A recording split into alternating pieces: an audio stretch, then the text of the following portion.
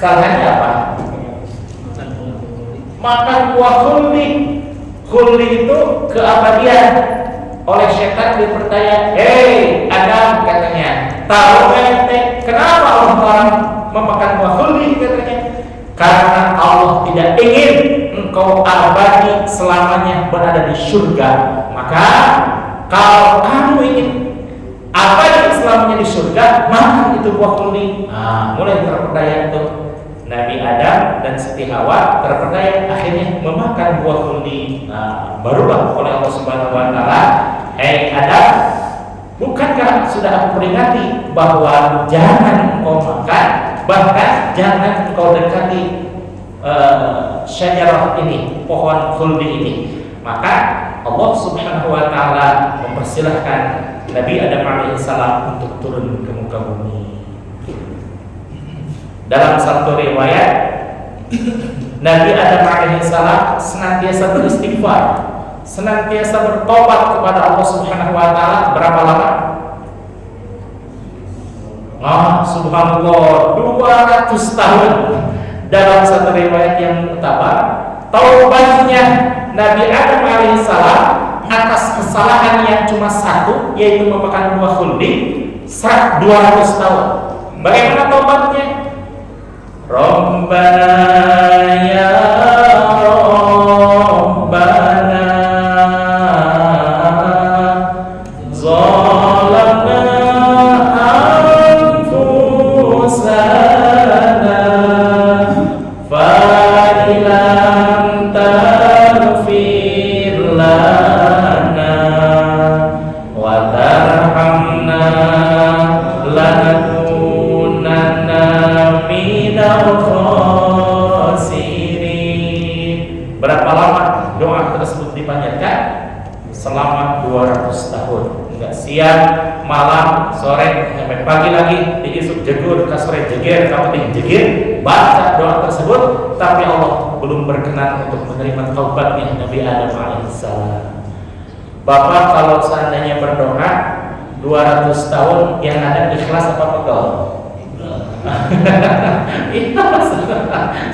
Kalau saya mah pegel ya.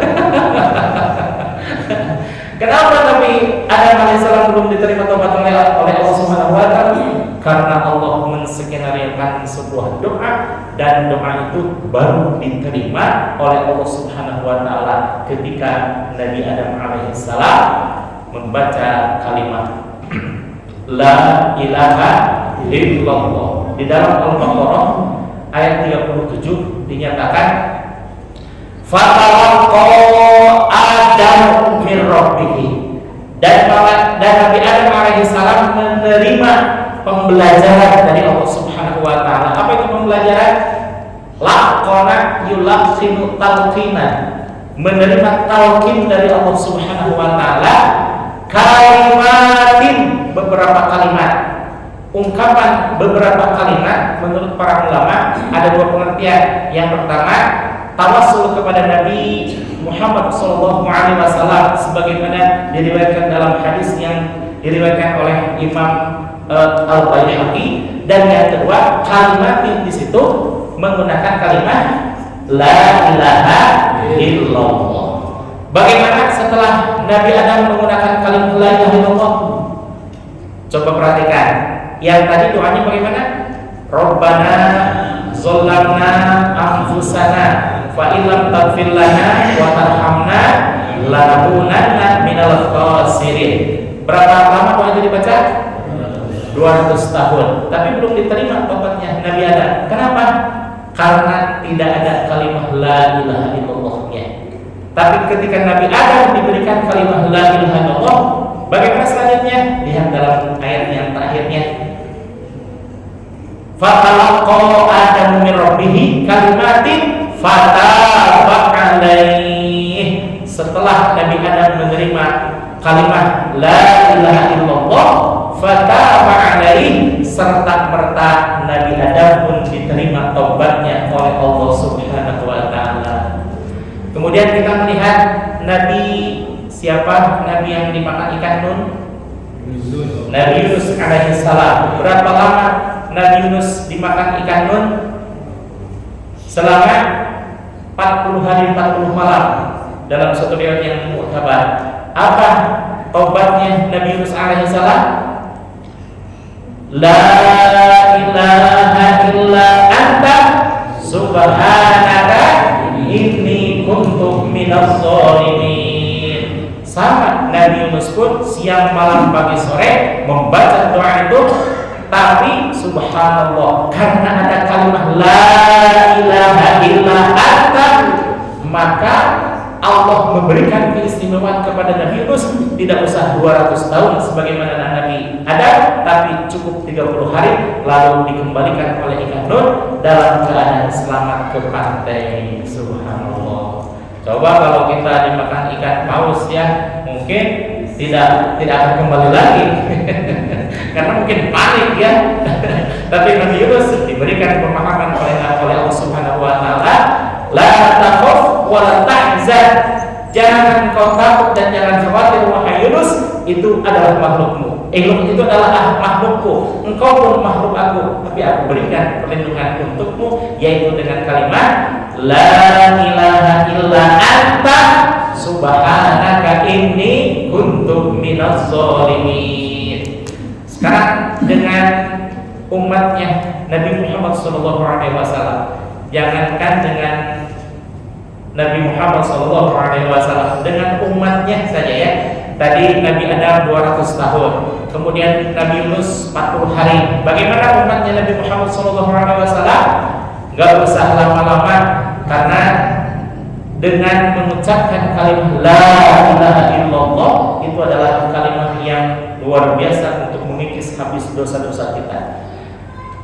Rasulullah SAW bersabda, man qala la ilaha illallah, barang siapa yang mengucapkan kalimat la ilaha illallah wa maddaha, dan memanjangkan kalimat lamnya karena mengagungkan Allah Subhanahu wa taala, khuddimat lahu arba'ata alafi dzambin minal kabair, maka digugurkan dari orang tersebut dosa-dosanya sebanyak berapa? Arba'ata alafin dzambin, sebanyak 4.000 dosa. Allahu Akbar. Apakah 4.000 dosa itu yang dosa-dosa kecil? Tidak. Al-kabair, yang termasuk dosa-dosa besar. Maka ketika seseorang mengucapkan kalimat dengan syarat dan ketentuan, membacanya dengan biwudu'in tamin, bidarbin syadidin, biqaulin syadidin, biqaulin quwwatin, dan juga pengucapan dan juga mengambilnya dari syakhsin naqiyin taqiyin, seseorang yang sangat bertakwa kepada Allah dan juga tidak ada dalam hatinya selain Allah Subhanahu wa taala, maka ketika seseorang tersebut mengucapkan la ilaha illallah, digugurkan dosa sebanyak 4.000. La ilaha illallah, digugurkan lagi dosanya sebanyak 8.000, 4.000 tambah 4.000. La ilaha illallah, digugurkan lagi dosanya sebanyak 12.000. Wah, apa nggak kebanyakan itu 12.000 sampai ribuan seperti itu? Dilihatnya jangan dosanya yang dikikir, tapi lihatlah berapa banyak dosa-dosa yang pernah kita lakukan.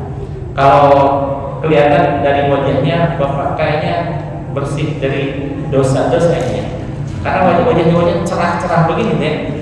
Beda dengan saya, kan saya merumut gitu ya, karena terhalang sama dosa-dosa gitu ya.